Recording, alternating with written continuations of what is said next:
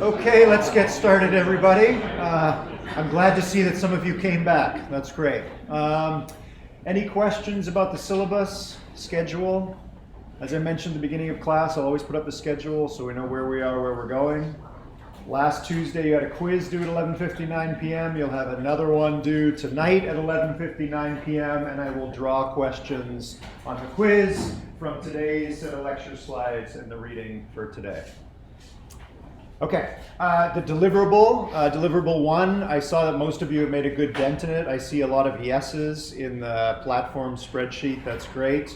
Some of you have mentioned that you're having problems with your Leap Motion device. If you are, I've got office hours right after class. Easiest thing is come see me in my office hours and we'll just swap out your device. If you have a broken device and you can't make it to my office hour after class, let me know and we'll arrange another time for you to swap it out.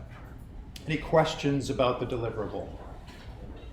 As I mentioned last time, this one's a little bit long, but basically the biggest challenge there is the installation headache. So if you haven't started on deliverable 1, do make sure that you do so we can make sure you got a functioning Leap Motion device, the right version of Python, the right version of Pygame, and off we go. Okay, so deliverable 1 will be due at 11:59 p.m. Monday night. And then the following morning, next Tuesday morning, I will talk about deliverable 2, and on we go.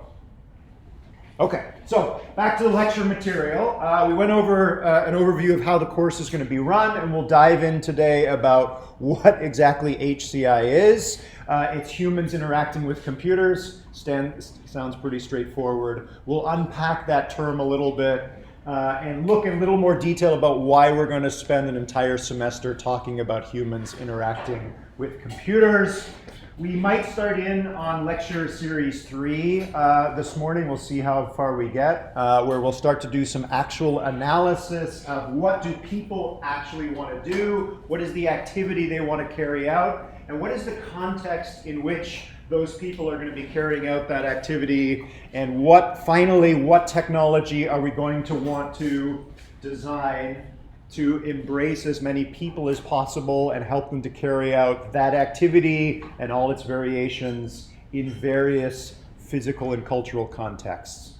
Packed analysis is sort of the first step when you sit down to design a new set of hardware and software to support a new activity. Once we do a little bit of that analysis, then we move on to actually designing the technology, and we'll spend a few lectures talking about that in the coming weeks.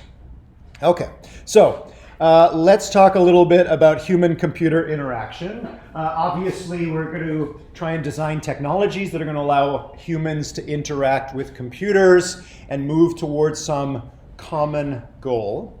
So let's spend a little bit of time talking about humans and computers. I'm using the term computer for a moment, but as I mentioned last time, computer is just a stand-in for a very broad set of technologies that we're going to look at in this course. And all of those technologies share one thing in common, which is that they receive input from a human or humans and provide some form of feedback to those humans. We also have humans that are trying to carry out some activity, so they're receiving input from the physical world or an idea, and they're supplying it as output through action to a computer, which processes the output or actions of the humans and returns a result to the human. So at a 10,000-foot view, humans and computers are the same kinds of things. They are machines that both take input, do a little processing, and produce some output. That's pretty much where the commonality ends. What are all the different input devices that we come equipped with? And what are all the output devices that we come equipped with? Same thing for computers. Okay, let's do some brainstorming. Eyes. Usually when we play this game in the class, the first input device that's mentioned is eyes. Why? Why do we usually focus on eyes first as our input device? Distant perception. Sorry? Distant perception. Distant perception, that's what it does. But why are eyes often the first thing that's mentioned? It's get the most information input. We get the most of our input, or it feels like we get most of our input from our eyes, right? Humans evolved such that the visual system is our primary system.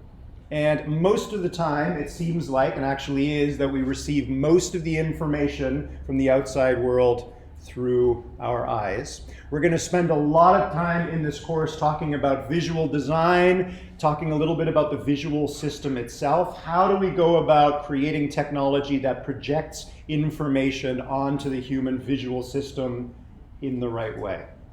Okay, eyes, obviously. What else? Ears. You also have fluid in the inner canal. Sorry?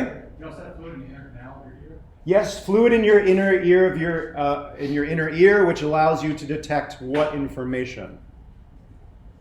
Nose, tongues, and the sense. Okay, right. So smell, touch, all the other 5 senses. What does your inner ear give you? Motion. Motion. We're a little bit more specific than that. What kind of motion? Yep. Balance. Balance, right? So the orientation of your head relative to gravity, which is also mixed up with acceleration information, which is why when you spin around and accelerate the fluid in your inner ear, things get a little complicated. Okay, so the 5 senses, right? Eyes, ears, nose, tongue, and so on. We can talk about the devices themselves, but we can also talk about the various physical phenomena in the world that they provide information about, right? So we already mentioned eyes give us information about objects that are distant from us. What kinds of physical phenomena do our other sense organs provide us information about? Tactile, like when you're touching something. Absolutely. When you're touching something, you get a very broad range of information from a lot of different physical phenomena, such as, let's focus on touch for a moment. Haptics, so force. Force, right? So you can feel how hard something is pressing against your skin or you are pressing against the object. Temperature. Skin is the most underappreciated of all of our 5 senses. It gives lots of information. Not distant information, obviously. What else? So temperature. Weight. What else? Texture. You've got this sense organ, you know. I think you can also detect vibrations and sort of like close nearby motion. Absolutely, you can. Or if you're in like an area that's got like wind. Absolutely, right? So vibration from the object that you're in contact with, and in some cases, objects that are slightly distant from you, and the vibration or the motion of that object is being communicated to you through either air or water. You mentioned wind. There's no wind in this room, but if you go outside, your skin gives you some information about wind. It's tricky. What can you do to your skin to help it improve its reception of wind force and direction? Like lick your finger and put it in the air. Lick your finger and put it in the air. So we have a series of input devices that are available to us. Each of them comes pre-installed with certain physical phenomena that it can register.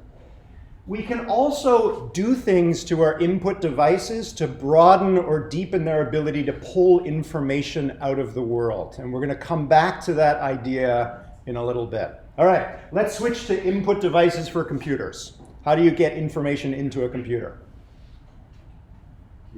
Keyboard, obvious. Yep. Mouse, keyboard, and mouse. Touch screen. The bread and butter. Touch screen, this very recent invention where you can actually touch the screen and provide information. Light. Light, how so? So I saw a robot once that could receive information like flashing, like an optical drive. Okay, Flashing it will give you information based on like a Morse code type. gotcha. So light is a phenomenon, it's not an input device. Camera. Camera, and there are also other optical devices that give information about light. Microphone. Yep, way in the back. Light. Microphone, okay. What else? Sensors in general. Sorry? Sensors in general. Sensors in general, yeah, absolutely, right? So we have the Internet of Things these days. We can hook up devices to the Internet, and if they have sensors on them. So there's a rapidly growing list of input devices. And the cable. Cable, yeah, absolutely, right? Ethernet or Wi-Fi, right? Information from the net. What else? What other input devices? There's a one I think we're missing in humans too. I think most of the input is generated like in our own heads.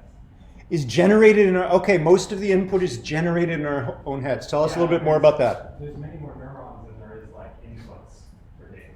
Mm-hmm. You said like when you experience when you're wearing a shirt. Yep. It's not just like physical things. It's like, oh, what does this remind me of? Okay, so I'm wearing a shirt and my skin can register various information about the shirt, but what does it remind me of? You might find that the analogy for computers is like, think of spam. Like 99% of the input is just like people trying to process bullshit.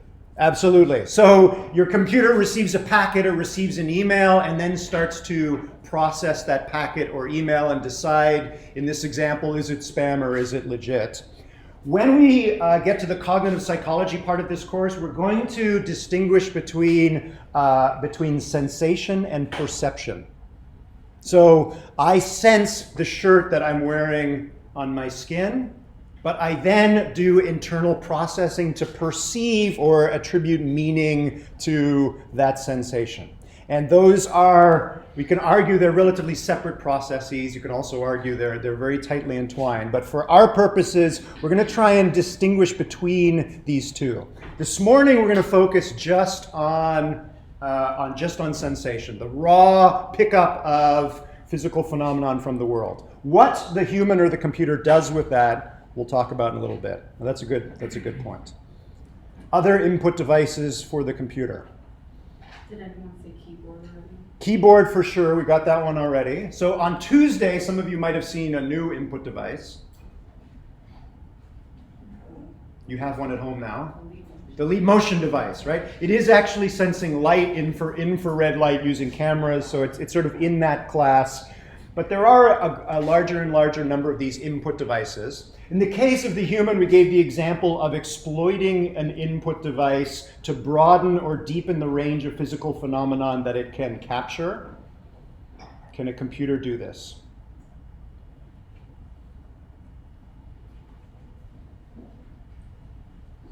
Can a computer act in such a way in that it's able to pull more or broader information out of the keyboard that's attached to it? Not really, right? Any other input devices you can think of where the computer has some sort of active control over it and can manipulate it to pull more information out of the world? Yes? Would there be like a camera that tracks if it sees motion, it would track to it? Absolutely, right? So we now have mobile cameras, that might be an example, but it is still much more limited compared to what humans can do. Okay, we've been talking about input devices. Let's switch and talk about output devices. What output devices are you equipped with? What types of output devices? Sorry? Speech, absolutely. So speech is produced how? We won't get into the very nitty-gritty details of the anatomy, but with your mouth, and your mouth is forming vibrations, is shaping the vibrations that are coming from your vocal cords and diaphragm and lungs, which are being manipulated by what output device? Muscle. So you have one, again, it depends on how we count. I'm going to cheat a little bit this morning. You have one output device, which is muscle, right? It does pretty much everything else, including manipulating your input and output devices, right? Your muscle influences or controls what you say. Your ears are more or less fixed. What about your eyes? Somebody mentioned a camera tracking an object, right? We're going to spend some time talking later about saccades, which is the movement of your eyes about your visual field. So for most of you, if I was to ask you what you see at the moment, you see a professor at the front droning on, you see some slides up at the front. From your perception, not your sensation, if I was asking you to describe what you feel you see, it would be the front of the room. What you really see is every 1/10 of a second, a very small focused bit of my face, my hand, one part of the slide, back to my eye, back to my hand, my eye, down at your notebook, back up. That's what you're actually seeing, which is the control of your eyes by your muscles. Okay, what about computers, output devices? Video, right? So we started with input devices for humans, and the first answer was eyes. And when I asked about computer output devices, the usual answer is usually video or the monitor, right? Not surprisingly, humans are primarily visual creatures. So the first and most important output device for almost all computers is something that projects to our visual system, right? So anything on the screen, video, images, text. What else? Speakers, right? So second system, the auditory system. What else? Like haptics. Haptics. iPhone, the whole bunch of it, just the thing that vibrates. Absolutely, right? So vibration, kind of an interesting one, right? There's not a lot of information in vibration. It's kind of a binary signal, a notification that something has occurred, but useful.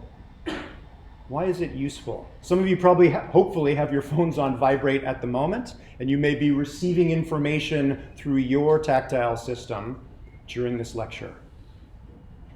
What's the benefit of that particular output device? Usually people's sense of feeling vibration Isn't? isn't impaired. It's not impaired. Yeah, that's right. So for most people, it's relatively easy to feel the vibration from the phone. It's kind of private. It's private. So later today or next week, we're going to talk about pact analysis, people, activities, and context. So there is a very specific cultural context going on in this room right now, which is, unless I give you the signal, I'm speaking rather than you, right? And we want to make sure that there aren't phones ringing throughout the class. So that particular, so you can still receive information from your devices, but it's passive and I don't know that it's happening, and hopefully the person sitting next to you doesn't know it's happening so it doesn't distract them. Yes? You don't need to be looking at the device to know what's Exactly, right? Hopefully I'm monopolizing most of your visual and auditory systems for the moment, but you have a little bit of bandwidth elsewhere, which is your tactile system, right? You're waiting for a text from a friend, you get a vibration in 5 minutes time, that's probably what it is. I'll check it later, right? Okay. So you'll notice on the slides as we go along from time to time, you'll see a red outline around some of the text. This is meant to be a prompt to you to annotate your slides. As I mentioned last time, you can annotate them in real time during class or after while you watch the video lecture. So in your version of the slides, you'll see this. And we just talked about some of these. I don't expect you to write all of these down now, but just as a summary of some of the things that we talked about. Obviously, we have 5 or more input devices. We can exploit them and alter what they receive from the outside world using our primary output system, which is our motor system or muscles. Up until just a few years ago, there were 2 main input devices for computers, keyboards and mouse, and now that list is growing at a very rapid clip. For computers, most of the time we're thinking about output devices that project to our visual system, but there are certain activities and contexts in which we would like to send information to the other input systems for humans. Okay. Yes? I think the muscle is not the only output devices. What else is there besides muscle? There is a smell, the hormone, the smell of the body. Yes, that's true. You can put out pheromones. We also emit chemical signals. That's a good point. Yes, absolutely. This is a little tongue-in-cheek. There are other systems, but like the visual system, muscle takes care of most of our ability to influence the world around us. Not everything, but most things.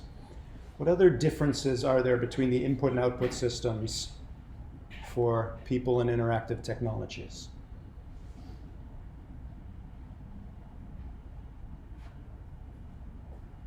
How they're mediated. Okay, how they're mediated. What do you mean by that? Well, with people, you've got a whole biological system putting it together. Okay. And with computers, like we put that system together. It's a set of ones and zeros and electrical impulses. And I suppose biologically it's electrical impulses too, but the nerve conduction kind of moves slower. Okay. Than most computers utilize. Absolutely. So that's a great point. So I've deliberately not talked about what's going on between the input and output systems. And you mentioned that there are also lots of differences between how computers internally process information and how humans internally process information. Lots of differences there. We'll talk about some of them, but as you'll see in this course, most of the time we're going to focus on the interface between the outside world and either the human or the computer. This course is mostly about interfaces, not so much about internals. But yes, there are differences between the internals of computers and humans that will influence our thinking about how they interact with the outside world. It's a good point. Okay. So at the moment, or actually when I wrote this slide, humans had more input channels. I think now computers are winning. Our set of input devices is fixed, whereas we can continue to invent new input devices for computers. Is that true? Is our set of input devices fixed?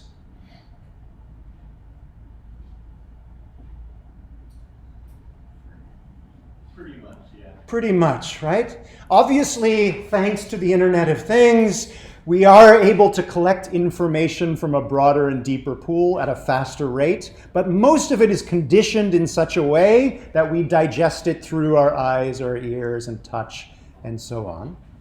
Cybernetic implants, however, may change that. It's possible that with certain cybernetic implants, we may be able to create new input devices that don't funnel information through our five senses, but pick up new kinds of information from the world and supply them directly to the brain.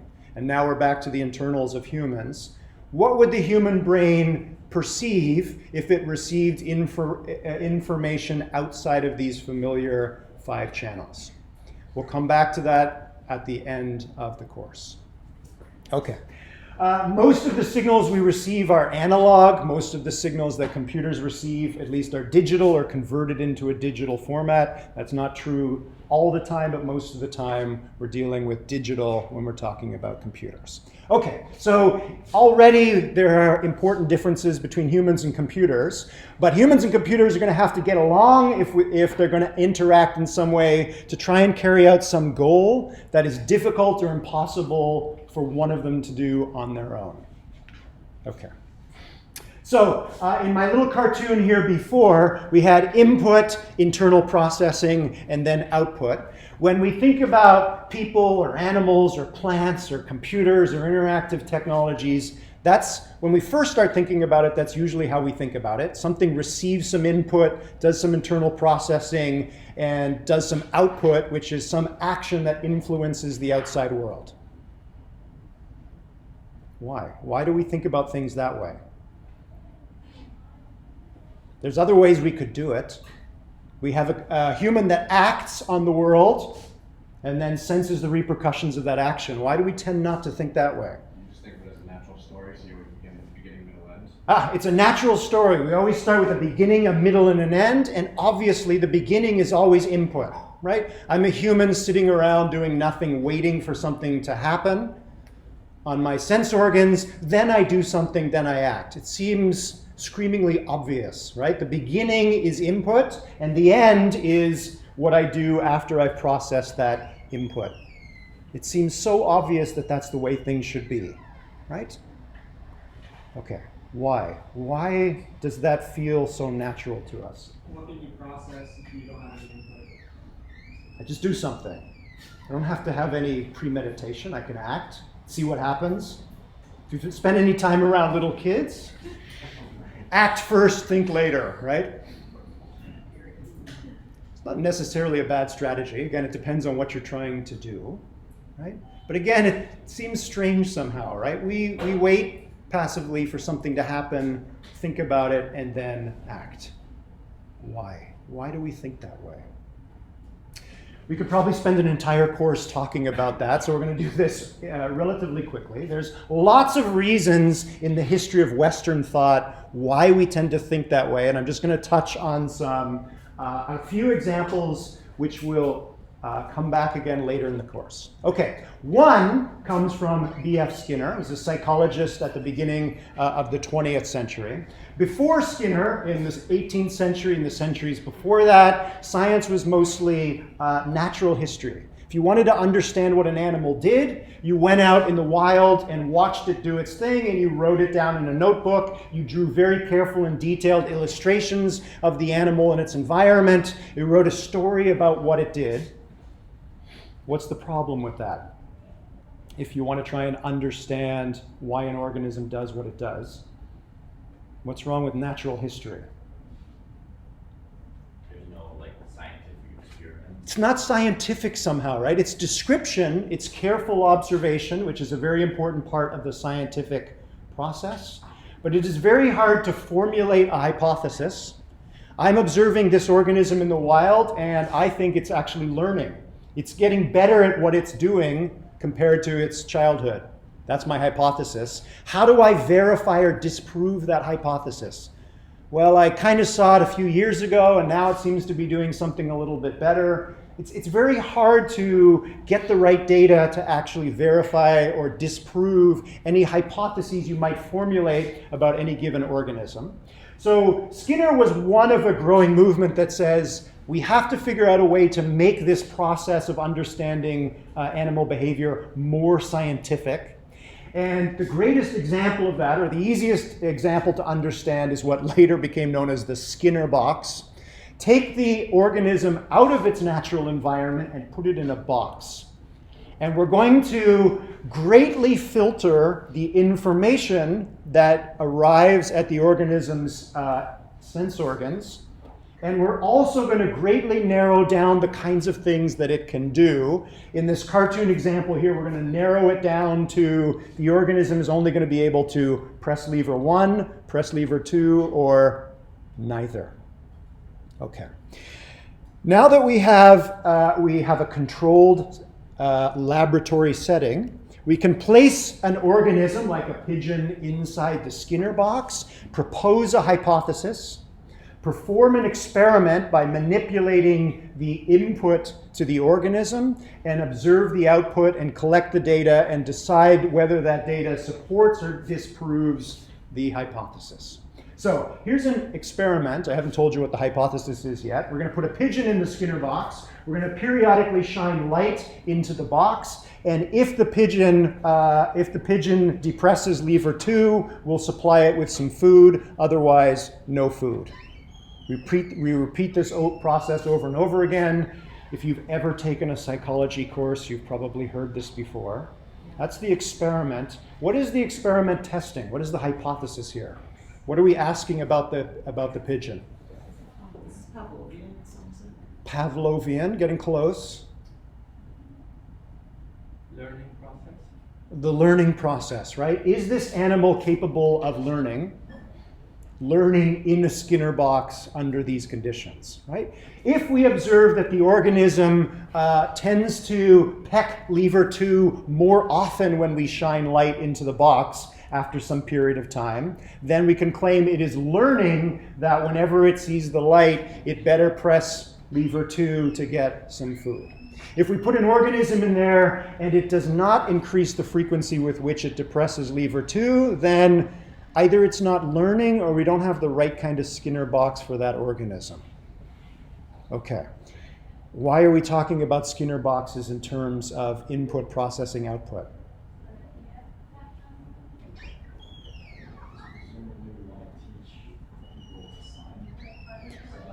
Yes, good point. So in this class, you're going to be teaching people to sign.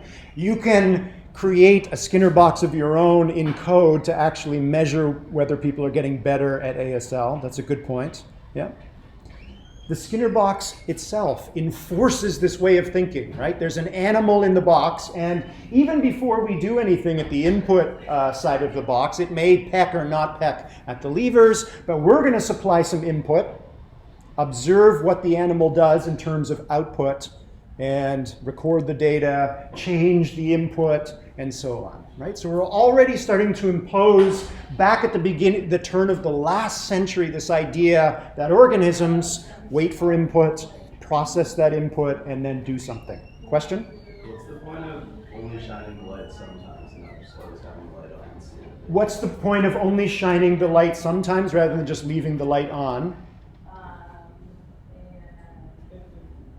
By differentiating the signal. Right, exactly. So you need to have the light off. It might just be that the pigeon is always pecking lever 2 no matter what's going on, right? We want to see that it also does not peck lever 2 when the light is off.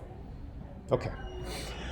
Okay, we can put organisms in the box, or we can put humans in the box, and there was an unfortunate period in psychology when that was actually done. That is definitely a big no-no these days. But you can try to understand human behavior by also thinking of this idea of what sorts of things can we do to a human, and what will they learn or fail to learn under those conditions. So if you were raised in the psychological tradition at the early or mid part of the 20th century, it became very obvious that this is what organisms do. They take input, they process it, and they produce output. Okay, so that's at the early part of the 20th century. At the same time, in a very different discipline, which now is known as computer science, Alan Turing was thinking about how humans think, and how you might go about creating a machine that also thinks. Alan Turing invented a lot of amazing things. Arguably, the most amazing thing is the Turing machine. Despite the fact that it's called a machine, it doesn't necessarily have to be a physical machine. The Turing machine was originally just a thought experiment. Imagine that we have this object here and this weird tape. What does a Turing machine do? For the computer scientists in this class, you should be able to recite what a Turing machine does in your sleep. What is a Turing machine? What does it do? Determines if a string is in a language. It determines if a string is in a language. That's one thing that a Turing machine can do. But what are the basic actions of a Turing machine? It looks where it is currently on the tape. Yep. And updates its internal state based on the tape and then moves left or right. Absolutely. So we have our little Turing machine here. It reads what's on the tape in front of it. It's using its input device to read what's on the tape. It does some processing of what it read. It also combines that information with internal state, right? So it may remember something from somewhere else on the tape, processes that information, and then using its output system, it does one of a few things. It may erase the symbol that it sees and replace it with a new one, or it may move one tape segment to the left or one tape segment to the right, and repeat. Question or comment? And it writes to the tape, right? Exactly. So even with the Turing machine, and again, you can either write this down or write down your own summary of the Turing machine. If you ask someone what a Turing machine does, they will usually say input, internal processing, and output. So at the same time that psychologists were starting to think about human and animal behavior as input, internal processing, and output, Alan Turing and his fellow mathematicians were starting to create the very first computers. And they were thinking about those computers, most of them were thinking about those computers as something that just sits there and gets some input, does some internal processing, and does some output.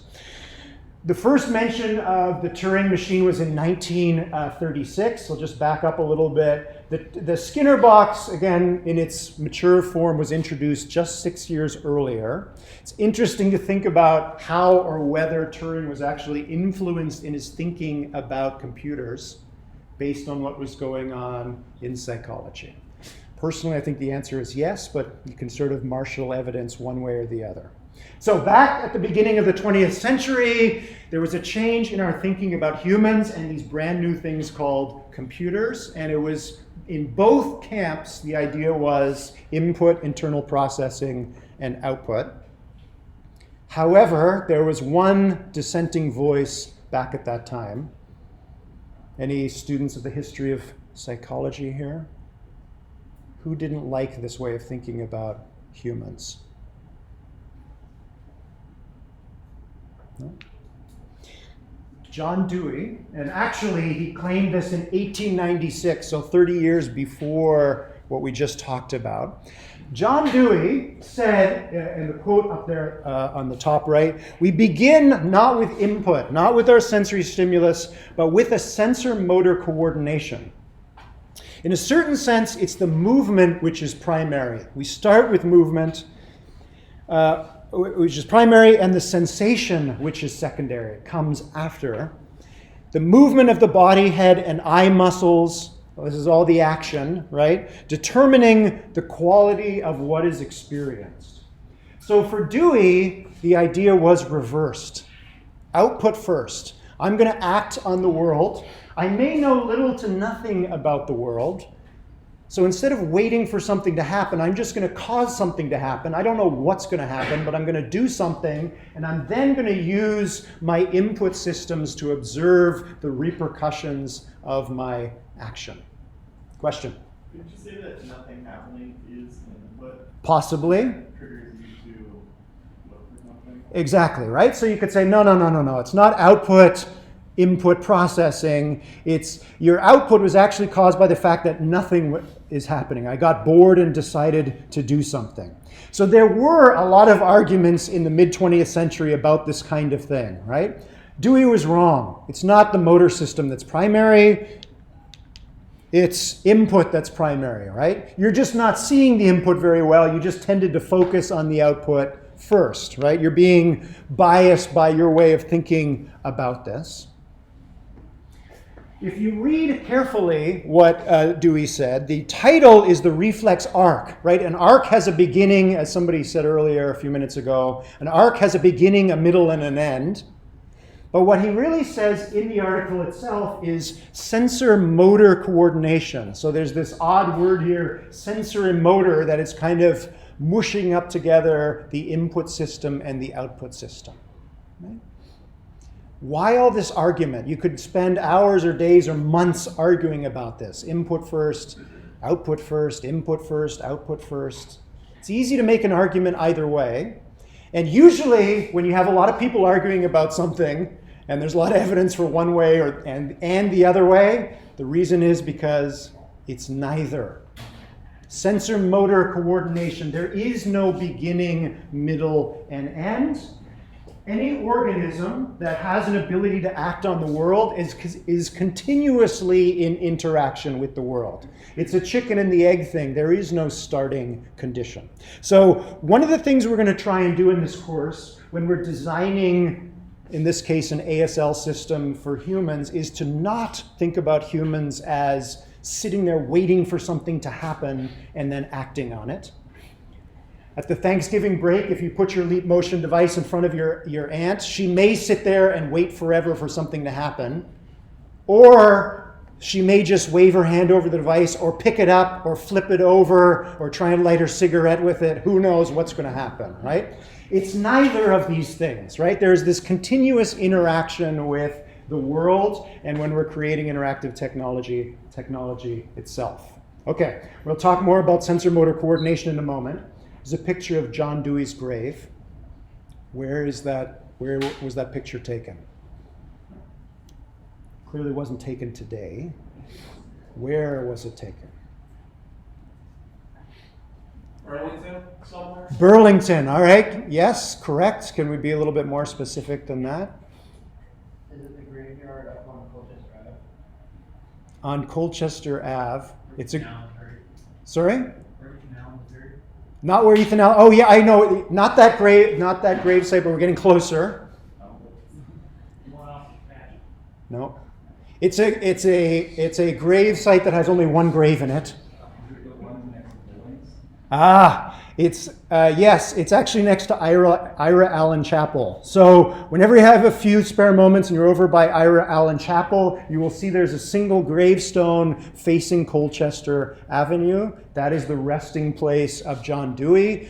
We are just going to briefly talk about Dewey in the sense of breaking this linearity thinking about behavior. John Dewey is arguably one of the most famous American philosophers. One of his areas of interest was child education, which we're not going to talk too much about in this course. But there is a connection between child education and this way of thinking about behavior. What is that connection? That the process is continuous. The process is continuous, right? Young children are continuously pushing against the world to see what happens. They learn something about the world. Teenagers are continuously pushing against the boundary of what their parents will and will not put up with, right? What can I get away with? There is, if you especially think about the young, there is an idea, an instinct to act first and see what happens, right? We're all old in this room now. You're much more used to thinking about sitting passively in class and waiting for the professor to bestow wisdom upon you, right? It's neither of these things.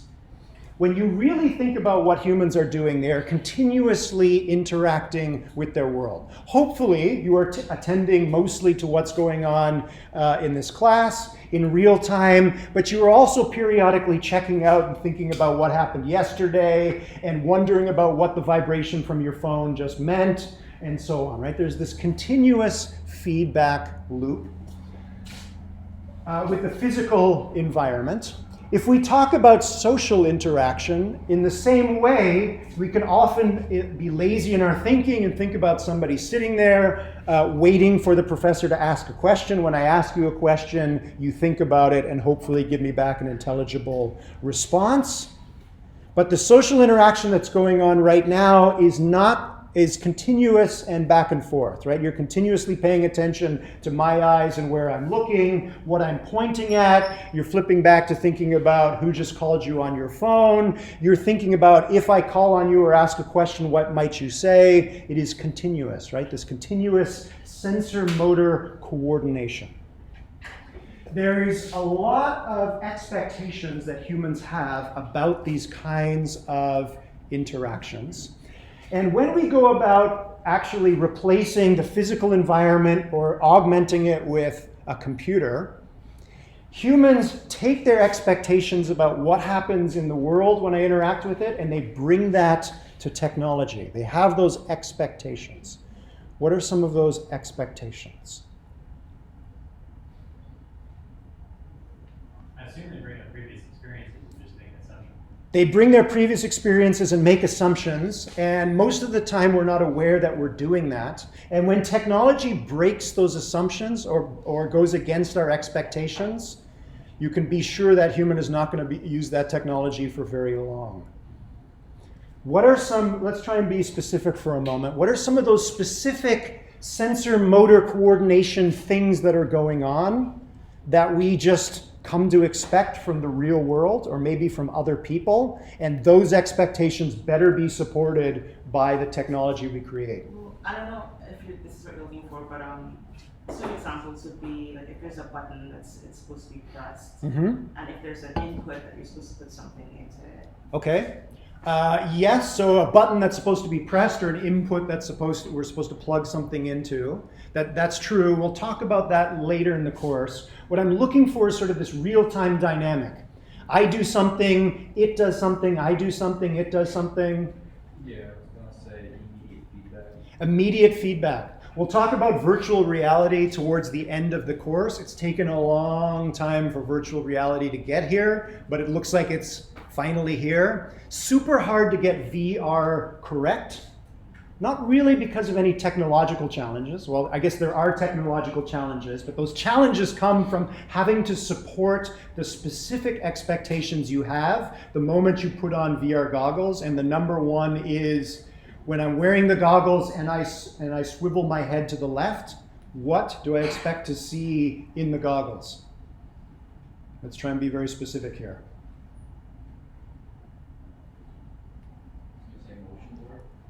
Motion blur. Yeah, good point. Exactly. What kind of the motion itself should be blurred. That's a good catch. Yeah, absolutely. You expect to see exactly what you'd see if you were really standing there. Exactly. You'd expect to see what would happen if you actually turn your head in the real world. What happens when you turn your head in the real world? I turn my head 30 degrees to the left. What happens?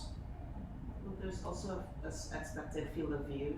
There's expected field of view. That's true, absolutely. So that's not quite about real-time feedback, but there are all these other expectations. Are you talking about how the vector image moves? Yes. How does the image you're seeing on the inside of the goggles change? Moving in the opposite direction. It should move in the opposite direction, right? So when I move my head to the left, the image should move to the right and vice versa, right? Okay. Now we know what the humans are expecting. How do we make that happen? What input and output devices do we need on the goggles to make that happen? Sorry? An accelerometer. An accelerometer, absolutely. Something that is detecting the acceleration of the head, right? So we've gone all the way back from the psychology or the psychophysics, which we'll talk about later, of the human visual system. When I move my head, the image is blurred for a moment because my eyes aren't fixed on any one image, and obviously the image should move to the right. Now that we've said it, it seems so obvious, right? Part of the problem or the challenge with HCI is there are dozens, if not hundreds, of those kinds of little things that are expected, especially in a VR system, that are missed when the VR system is being designed. What you're hopefully going to get good at in this class is identifying those elements before you create any technology, or maybe you design some prototypes that allow you to extract what those expectations are so that they can be supported in the final version of the product. Okay, so you're going to see this cartoon a lot throughout the course, and a lot of the technologies and different concepts we're going to talk about are basically just complications or elaborations of this sensor motor coordination. The human, most of the time, uses their motor system or their muscles to act. Could be moving ahead, could be taking a step, could be pressing a button, could be waving a hand over the leap motion device. The output of the human becomes the input to the computer, which, based on the input, the computer provides some input back to one or more of the human user's sense organs. And we close that loop. Right? Okay. Okay, so let's think about this coordination as it exists today with some familiar technologies. This one is kind of laughably old at the moment. You sit down and start to do some web surfing. You start with an actual task. You learn a little bit about the current energy policy for Vermont. You'd like to research how could we do things better. So you start reading about carbon neutral biofuels, and as you're reading and getting web pages back from the computer, you sort of get turned off of that idea, and the cons of biofuels are listed next to the pros of wind and solar. So you switch from Googling biofuels to Googling wind and solar farms and so on, and you have this feedback loop where you are typing something into Google, it gives you something back which influences what you type next, and so on. Okay. Obviously, you could research a new energy policy for Vermont without the internet, but these days it would be agonizingly slow and difficult. Okay, that's one kind of interaction we could think about. Here is a completely different one. We have a human user that's walking down the street. They have a GPS-enabled phone in their back pocket, and the phone detects that the user is near Starbucks. The phone also detects that there was a recent tweet that you sent out with the word caffeine in it, and puts those two things together, buzzes your leg to say it's got some information or an idea that you might find useful. You pull out your phone, and your phone tells you that there's a Starbucks nearby. Instead of you typing in, okay, I'm going to go to the Starbucks, or clicking on a Starbucks destination in Google Maps, you just drop your phone back in your pocket and you slightly change the direction in which you're walking, and your phone infers that you're moving towards Starbucks. However, now that your phone has reached the conclusion that you're heading towards Starbucks, it also knows that your battery is low, and based on your previous visits to Starbucks, infers that your battery is going to go flat before you leave the Starbucks.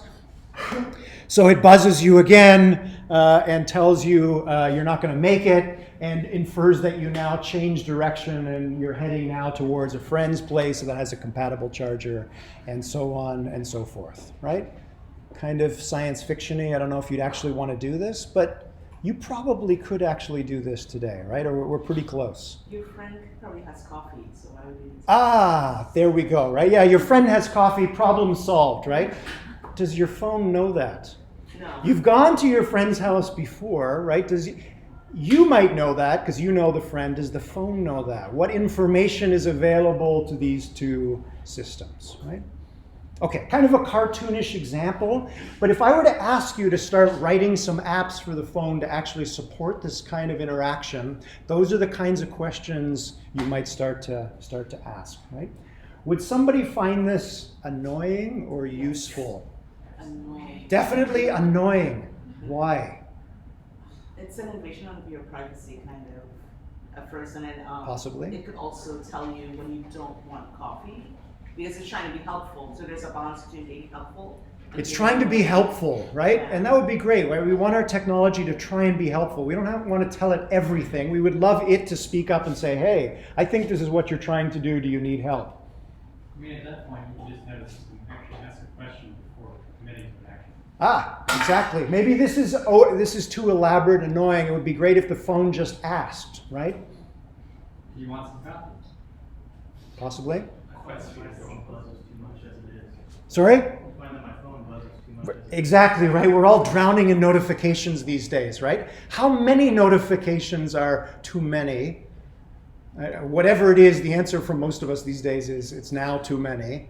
It's hard to know, right? It depends on what the human is doing, right? Presumably, my battery flatting out is more important to me than getting a cup of coffee. Maybe, maybe not. Depends on what's going on, right? It's complicated. It's very difficult to create technology that would support this activity without the user finding it extremely annoying. But if you got it right, it might actually be, people might actually adopt it. The point is, we want to think about this as this continuous interaction, right? There isn't a human standing stationary somewhere waiting for the phone to tell me whether I should go to Starbucks, whether I should go home and charge my phone, whether I should go to my phone. It is a continuous interaction. In this cartoon example, the human is always in motion, but their motion is being altered, for the better or worse, by their phone. So isn't there then a case that, like a fight back against Jimmy's idea of this constant case? Because we don't like this, but we like Skinner's idea, oh, my phone made this chirp, I know it's a message I want, and this chirp is a message I don't want. Possibly, right? Is this sort of a rebuttal to Dewey's idea? You could maybe argue that. However, you could also argue that action is primary here. We have someone who's moving, they're outside, they're going somewhere. It's unlikely that they're going to stop and wait for the phone to look up things, figure something out. They're always doing something. If my phone says nothing, I'm not an idiot. I will carry on the best I can without my technology, right? So there is this continuous feedback loop. It's not whatever it is, this is not a passive process, which unfortunately is what a lot of the Skinnerian view of behavior tried to impose on people in the 20th century, right? You're not waiting for your phone to tell you what to do next. You're doing something, and your phone may or may not influence or change what you're doing. It may be for the worst. You get annoyed, you stop and turn off notifications, but you're in charge, you're acting. Right? Okay. Yes? I'm thinking that a phone is like a friend. Okay. So he is going to learn what you like and what you dislike, and try your boundary like a kid. Yes. Yeah, and then he will propose some proper advice. Exactly. Yeah. So we could imagine this is an adaptive system, right? If notifications are turned off, the phone tags that as an annoying interaction, right? And when it does it the next time, it might try it differently.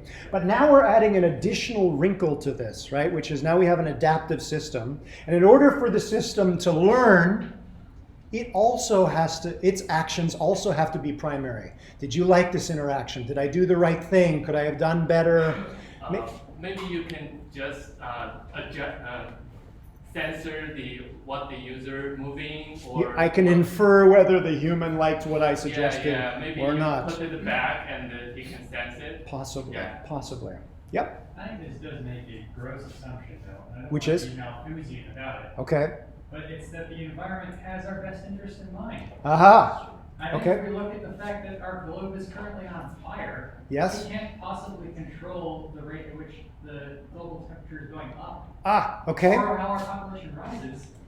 We have a little bit more thinking to do. Absolutely. So this system is also not passively waiting for humans to help it out, right? The environment is going to do what it does regardless. It's not going to wait for humans, right? So we can apply this same thinking not just to humans, but to the environment as well, right? Both systems are constantly acting. And I think this will realign our priorities if we really think about it as like a community, not as a group. that could be, right. For the purposes of this course, we're going to think about both systems as active, right? Neither system is waiting for the other to tell it what to do or influence it. Right? That's the thing we're going to focus on in this course. The question is how or whether we can create technology that improves this interaction or not. And again, depending on where you sit on the optimism-pessimism scale, that may or may not be possible. We're going to try in this course. Yes? In the Starbucks example, Yep. isn't that first action of it telling you, detecting the proximity of Starbucks, isn't that like input that kicks the whole thing off? Isn't that the input that kicks all that off, right? So where's the start in this, right? Start, middle, and end. I'm trying to tell a story here, right? So for the phone, I didn't write it here, but the phone is on, right? It's detecting something.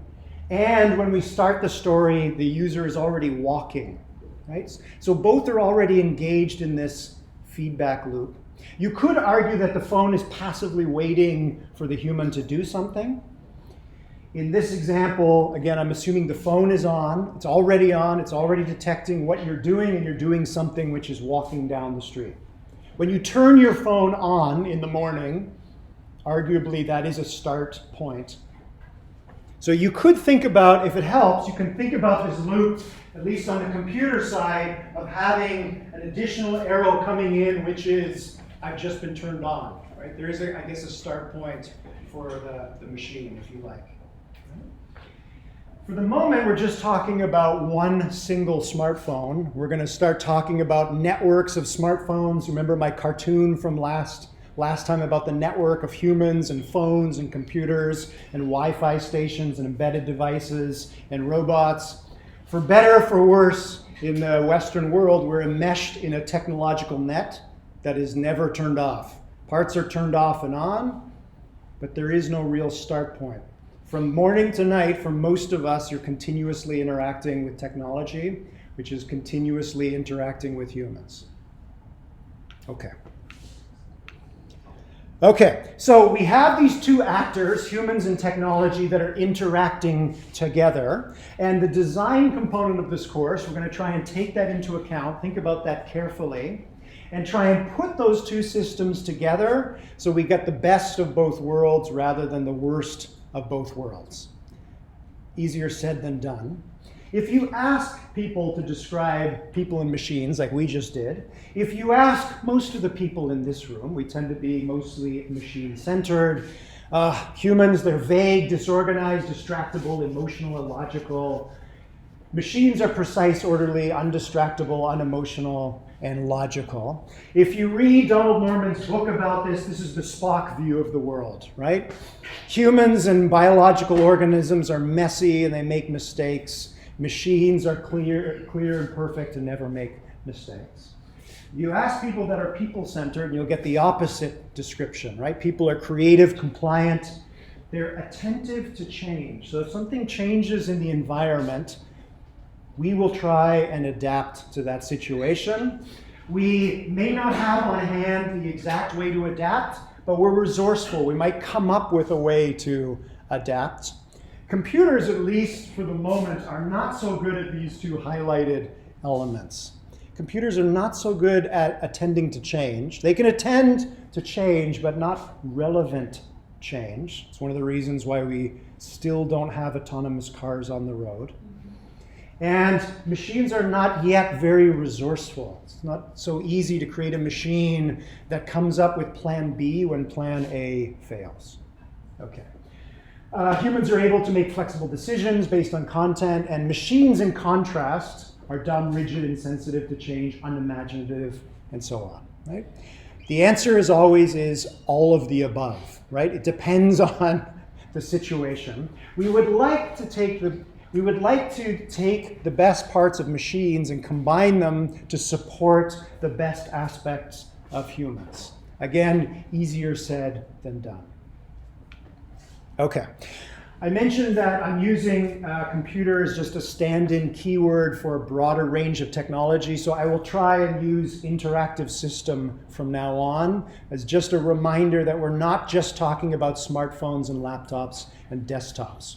We're talking about any machine that is preferably continuously receiving input from the outside world and human users, and continuously providing output back to the physical world or people. We're not going to be overly broad in our definition. We're going to restrict interactive systems to anything that has electronics in it, anything that is a technology. A knapsack is also a technology, right?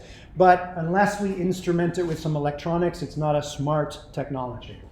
When you're wearing a knapsack, you are also engaged in a continuous sensor-motor coordination with your knapsack.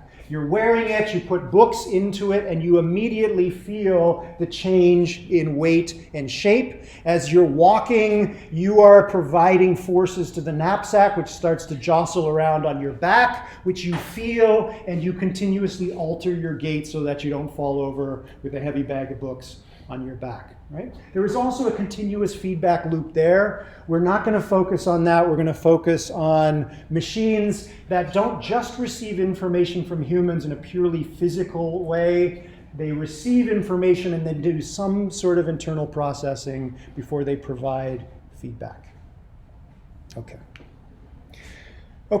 Throughout this course, as you've probably figured out already, this is going to be a very broad course. We're going to touch on a lot of concepts from a lot of very different disciplines. This is not a normal computer science class where we're focused on one aspect of computer science. We are trying to develop technologies down here to help humans carry out some tasks that would be difficult or impossible otherwise. And in order to get this feedback loop right, we're going to have to think not just about the technology, what we could do, but what the human would like us to do, or what they would like the technology to do.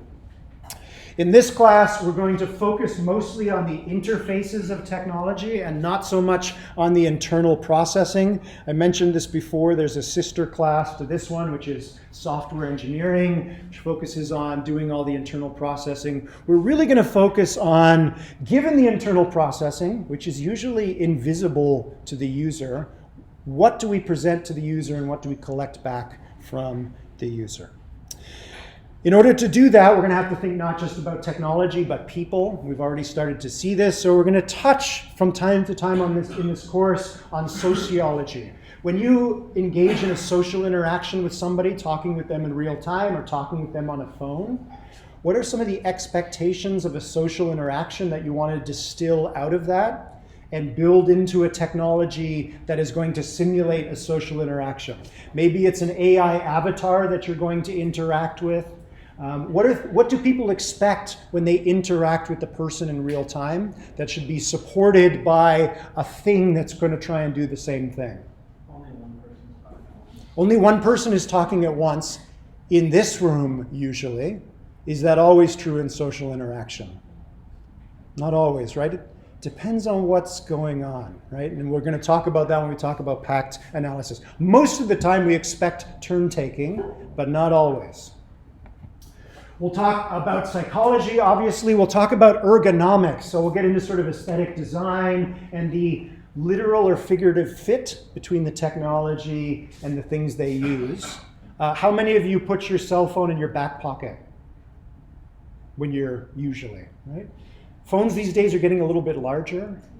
I hate it, right? It's too big. I usually have mine in my back pocket. Now when I sit down, there we're talking about the literal fit, right? Most cell phones were originally designed to fit in the hand, right? And now, because we use them all the time, we're carrying them around, putting them in our pockets. Do they literally fit in our hand, our pocket? Do they metaphorically fit into our lives, right? They fit in this classroom because you've gotten used to hopefully switching it to vibrate mode at the beginning of lecture, right? If we didn't have that mode, they wouldn't metaphorically fit in the class. You'd have to power it down for the length of the lecture. Okay, we'll also touch a little bit on anthropology and culture. So we want to create technology that interacts with humans, but which human? What culture does that human come from? Are there different expectations based on their culture? What are some examples of cultural differences that impinge upon technology? So there are certain a certain set of Jews, for example, that you can't interact with technology on a certain day. Okay. So an expectation that there is a way to exist with technology that's also excludes technology. Okay, that's a great example, right? So there's certain cultures that can only use technology 6 days a week, right? That's a great example. That might, depending on what app you're developing for the phone, that might influence your thinking about that app. Other examples? I heard about this a while ago, that Alexa had trouble determining people or listening to people if they had a strong accent or something like that. Okay, yeah, that's a great example, right? So bias is now a very important topic, especially in AI, but in any sort of interactive system. Are we biasing the design of technology toward a particular gender, culture, race, creed? It matters, right? Often this is happening implicitly because people didn't think carefully about who might be using the technology. Exactly. Okay. We'll also talk a fair bit, we'll spend a bit of time talking about design. So HCI is not a purely technical discipline, right? It sort of straddles the objective side of computer science, coding, real-time interaction, sensors, motors, but it also straddles the aesthetic side, right? If something isn't beautiful or efficient or it doesn't fit well into how we do things, the technology may be perfect from a technological point of view, but unacceptable from the human user's point of view. So we'll spend a fair bit of time looking at some of the objective disciplines like engineering, but also aesthetic disciplines like art, graphic design, architecture, which also try to create artifacts that straddle both the objective and subjective. Okay, we'll also think not just about the human, but what is the human doing? What activity are they trying to carry out? And what are the unspoken contexts that underlie those activities? The black art of HCI is pulling out from the human things that are unspoken that, once they're realized, influence how the system should be designed, right? We are all engaged in an activity right now, which is either delivering or listening to a lecture. There are a lot of unspoken rules that exist in a classroom. What are they? We mentioned one, which is term taking. What are some that are sort of subtle? They're not so obvious, but they're here. This relates often to what's known as communities of practice or tribal knowledge. You are CS 228 students. You are now part of a new tribe, the CS 228 tribe. And you all have certain knowledge or certain unspoken rules about how the tribe operates. What are some of those? You should wear clothes to class. You should wear clothes to class. That's a good one. It's not specific to 228, right? It's common to the Western way of doing things, but what is it is an unspoken rule, I suppose. What's an unspoken rule that's very specific? You're staying in your little space in the room. You're staying, right, you're not getting up and walking around. Yeah, that's a good one. Your notes on my desk. Absolutely, right. You're taking notes on your desk, not on her desk or his desk. Yep, that's a good one. Like personal space bubbles? Personal space bubbles, yeah, absolutely. So I handed around the attendance sheet, which is doing it the old-fashioned way with pen and paper. I could try and write some technology to sort of automate or help with that process. Are there any communities, are there any practices here in the classroom that I could pay attention to, that you could tell me about, that would facilitate my development of taking attendance each morning? If you look at that sheet when you sign it, what can you tell me about that sheet? What do you see on there? Others name. Sorry? Others name. Others name, yeah, okay. There's a There's a line to write your name on. Date. The date, yeah. It's numbered. It's numbered, which is all there, right? I can pick up the piece of paper and see that. That's fine. What are the unspoken rules? What are some things that are going on in that process, that activity, that might be important if I try and automate this process? Yep. Well, I was thinking that you write it sequentially. We write it sequentially, yeah? So there's a sequence of names. What can you tell me about that sequence? Aside from the fact that there is a sequence. It starts from the front, goes to the back. It goes from the front to the back, right? So this is good. Now we're getting into it. I usually hand it to the person sitting here. You only write your own name down? You write your own name down, yeah? So there's usually only one occurrence of a unique name on the list. What else? Let's go back to the sequence. This is the fact that it's taking us so long to get to what I want to get to is an example of why HCI is so important. It is very difficult sometimes to pull out of a tribe unspoken rules that matter. Like you write your name on the next line. Okay, getting there. I think we all have this common goal.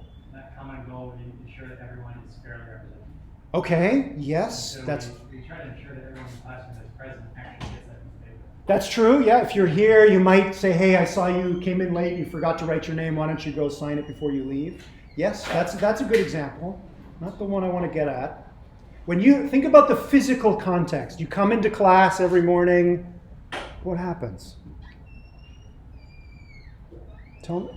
Think about multiple attendance sheets. Each one is a sequence of names. You'd like to tokenize the process. Sorry? You'd like to tokenize the process. There's like the one attendance sheet you don't have to wait for. Okay, yeah, there's one token, the sheet. Like arbitrary. I could write it up on the board and take a picture of it with my phone. Yes, that's true. Happens toward the beginning of the course? Happens towards the big, yeah, okay, that helps. You can kind of track where someone's been sitting every day. Can track where somebody's been sitting. Now we're getting really close. What am I driving at? What is the unspoken rule when you come to class? Thank you. Generally speaking, you sit in the same seat. Does it say that on the syllabus? Does it say it on any syllabus you've ever seen at UVM? No one told you to sit in the same seat. It is a general rule that tends to exist in most classrooms, right? Why? Where did this come from? Why does that happen? I think part of it is individual convenience, and part Okay. of it's like respect for other people. You want to be able to find your seat quickly, and you also don't want to like mess with somebody else's seat, make them find a new seat. Exactly. So we trace this back to fairness and that sort of, I like to sit here. You sat over there before. I'm not going to take your seat if I get here early and sit somewhere else, right? So there's actually this complicated social dance that's going on, which maybe doesn't matter. But one effect it has is that if you look at the attendance sheet, the sequence of names is always more or less the same, right? Some people don't show up, so it's not always exactly the same. But I might be able to exploit that regularity if I wanted to try and automate this process somehow, possibly. Right? Okay, we got 2 minutes left. So I want to just finish by introducing this idea, and then we'll finish it next time.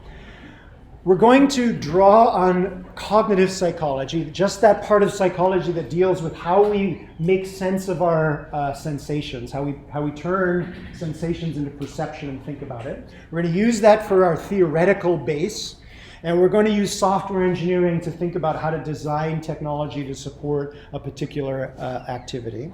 And the result of that design process is the user interface itself. Right? It might be a mock-up. I might create just a drawing to represent a prototype. It might be something I create in code, but it is sort of the window between the user and the technology. When I have that user interface and I deploy that interface and people start interacting with my technology, we have this continuous feedback loop. And in that loop, there is not just one interaction that is going on. There are multiple interactions that are occurring in parallel. The most obvious one is physical interactions. You're pressing buttons, you're seeing what the screen presents back to you. That is something that's very obvious that you can focus on. Somewhat less is perceptual interaction. So what does someone make of what's happening? How do they perceive this feedback loop? And I'll give you an example next time. And the last one, and the hardest one, is conceptual interaction. What do people expect the technology should be doing? I give you a brand new alien technology like Leap Motion device, and you wave your hand over it, you suddenly see that virtual hand appear. And you might, if you hadn't seen last lecture, you might wonder, what happens if I bring my second hand into the device's field of view?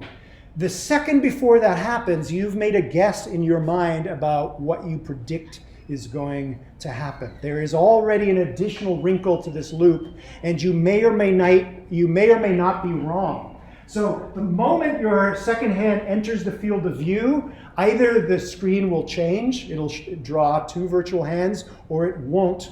And that will give you back in this feedback loop one additional piece of information. The device can only see one hand at a time, or it can see one or two hands.